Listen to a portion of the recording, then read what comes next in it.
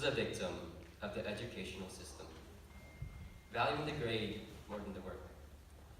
Throughout high school, I worked hard to receive the grades I wanted. So, I spent more time on classes I struggled in, like AP English, than classes I actually enjoyed, like physiology. The grading system is a dictator, and we students are just conditioned pawns in its little game. Educational institutions here and most around the world run on a grading system. Letters from F to A serve as a label to judge one's work. Many students view grades more seriously. Mr. Snaith, a teacher at Sanford High, teaches calculus, a subject notorious for being difficult. He has voiced his distaste for grades and is even willing to get rid of the system entirely. Rather than working harder, students in the class let the D's and F's label their intellect. As a result, they feel dumb.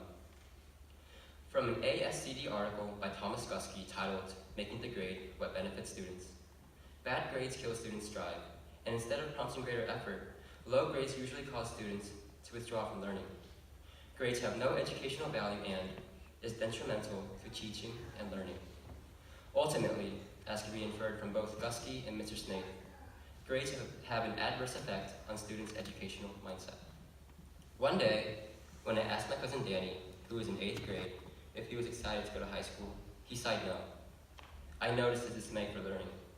He then told me that his bad grades made him feel incapable. If the whole purpose of schooling is to educate people, shouldn't we have a system that encourages learning? Why then do we stick to a system that demeans one's intelligence and kills motivation?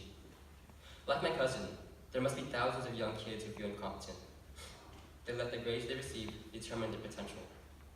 Eventually, many would feel too dumb to complete their schooling and drop their education. When the time comes for the generation to join the workforce, society would face considerable effects.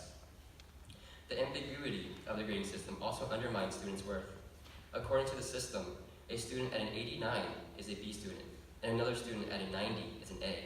Therefore, the borderline A student is better, though there is no substantial difference between the two.